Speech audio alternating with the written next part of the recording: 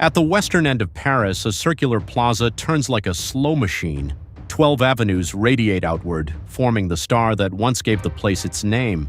In the center stands the Arc de Triomphe, one opening, 4 massive piers, and an attic line that cuts cleanly against the sky. From a distance, it reads as a doorway. Up close, it becomes a wall of carved limestone, an engineered object designed to command perspective. It was built to be visible from far away, but also to be experienced from below, where stone blocks, sculpted figures, and inscribed names pull the eye upward in stages. And beneath the vault, the monument changes function. The ground is no longer only ceremonial, it is memorial. The arc still holds the language of triumph, but it also holds a ritual of mourning that returns every evening in a city that never stops moving.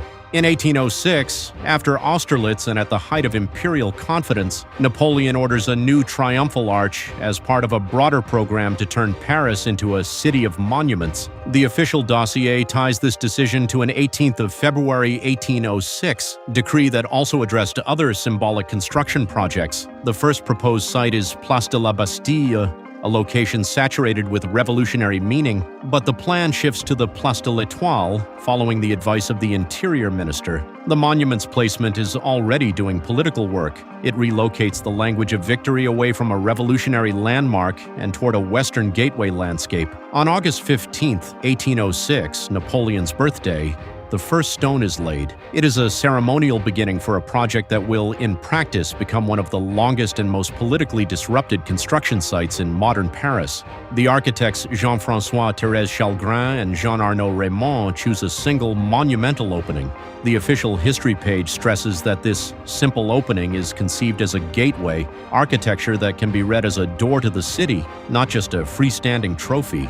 Ancient models guide the vocabulary. The official monument history explicitly cites Arch of Titus as a direct reference and also points to the Arch of Constantine as an influence for elements such as the Attic and Corinthian order. But the scale is deliberately enlarged beyond its Roman inspirations. The official dossier lists the arc at about 49.54 meters high, about 44.82 meters long, and about 22.21 meters wide, with the main vault rising about 29.42 meters. Even the ascent is part of the design, 284 steps turning inside the structure like a vertical corridor. Behind the symbolism is logistics. The dossier quantifies the build in stone volume, metal weight, scaffolding timber, and an overall mass on the order of 100,000 tons. The arc is not only a message, it is a load, engineered to remain stable while the city around it evolves. By 1810, the permanent structure is still barely above ground level. The official history describes the base of the 4 pillars as scarcely emerged, an unfinished monument facing an urgent ceremonial deadline. On April 2, 1810, for the ceremonial entry connected to Napoleon's marriage, a life-size temporary arch is erected, painted frames and canvas made quickly by hundreds of hired workers. The official monument history even preserves the labor detail, the workforce, the rush, and a strike over wages and conditions. The temporary structure functions as theater but also as design testing. The official history notes that it allowed Chalgrin to adjust components of the planned monument, changes in projections, pedestal decisions, and ornamentation choices after seeing the full scale in place. The arc exists first as a rehearsal image before it exists as stone. In April 1814, after Napoleon's fall and the invasion by coalition armies, the official dossier records that work is suspended. What remains is a politically charged fragment, an imperial construction site inside a country trying to change regimes. The monument's official history page describes the Bourbon Restoration's resistance to an imperial project. Proposals appear, including demolition plans in 1814, and the work remains in limbo. Construction becomes governance by hesitation, stone left standing but unfinished. In 1823, the official dossier notes a renewed order to complete the monument, with shifting dedications driven by new political narratives. This is one of the arc's defining traits. The structure remains constant, but the meaning attached to it is repeatedly rewritten. In 1824, Jean-Nicolas Huyot is tasked with advancing the project. The official dossier records design adjustments and then a forced return by 1825 ordinance to Chalgrin's earlier scheme. Even the plan is a contested object. pulled between architectural vision and political instruction. After the July Revolution, Louis-Philippe continues the works and broadens the dedication to include the armies of the Revolution and the Empire. The dossier places the major sculptural realization phase in 1833 to 1836, after the final push to complete the structure. The dossier gives a precise inauguration date, 29th of July, 1836, with Adolphe Thiers present as Interior Minister, and the ceremony positioned as an anniversary moment tied to the July 1830 revolution. The arc is finished by a political system different from the one that ordered it. Created between 1833 and 1836, the four main sculpted groups at the pedestals are described by the official monument site as masterpieces that evoke specific events. Their placement matters. This is public history written where pedestrians can stand and look. The most famous is Rude's Departure of the Volunteers of 1792, popularly La Marseillaise. The official site explains that the scene depicts the 1792 conscription and frames it allegorically rather than as strict period realism, aiming for a universalized national union under threat. The official dossier and sculptural documentation identify the other major groups and their makers, Jean-Pierre Corteau's Triumph of Napoleon and Antoine Étex's Resistance and Peace. Above them, the decorative program becomes layered: attic balustrades, entablature friezes, spandrels, and additional reliefs, an entire vertical hierarchy of carved meaning. The official dossier describes the inscriptions as a point d'orgue of military symbolism, names of decisive battles and officers from revolutionary and imperial wars organized through commissions and revised lists. It quantifies the carvings as 660 patronymics and 128 battle names, with underlines marking officers who died in battle. The dossier makes the process visible: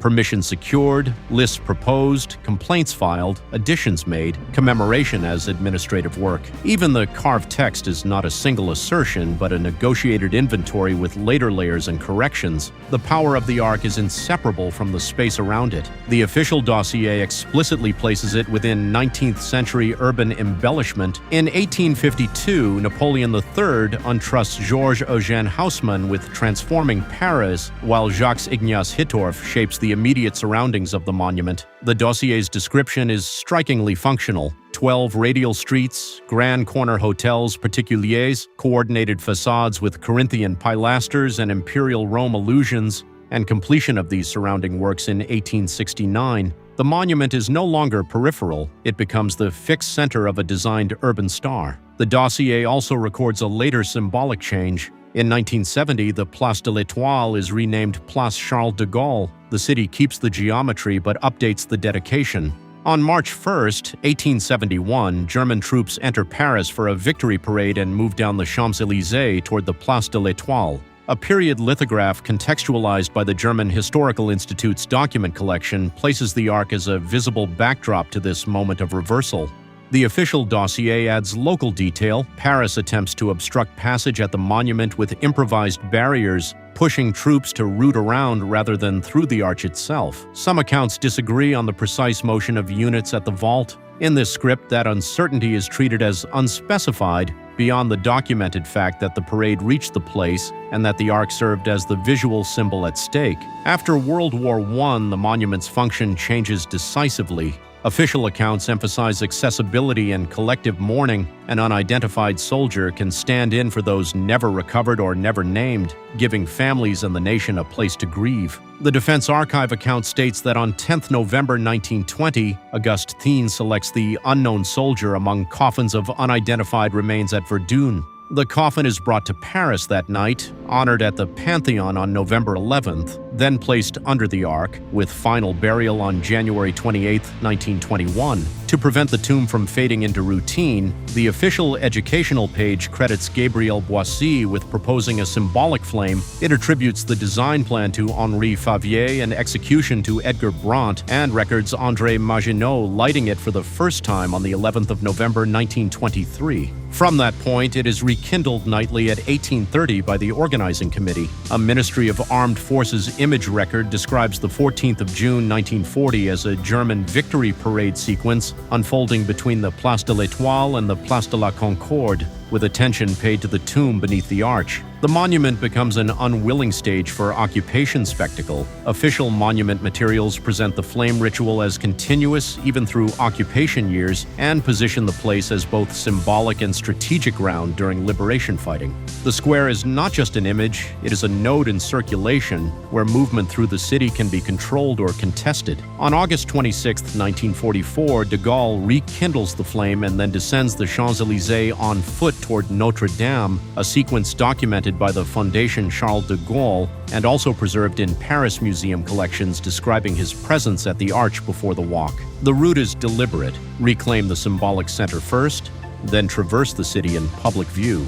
The official dossier notes that after 1945, inscriptions placed beneath the vault broadened the Arc's commemorative scope beyond Revolutionary and Imperial wars, memorializing later 20th century conflicts. The Arc becomes not a single war monument, but a layered national site whose text is periodically updated. The same source describes recurring state ceremonies at the monument on November 11th and May 8th and situates the 14th July parade along the Champs-Élysées as part of the broader ceremonial landscape in which the Arc remains a focal symbol. Here, scholarship is useful not as decoration but as explanation. Avner Ben-Amos argues that national monuments in France function through changing commemorative acts.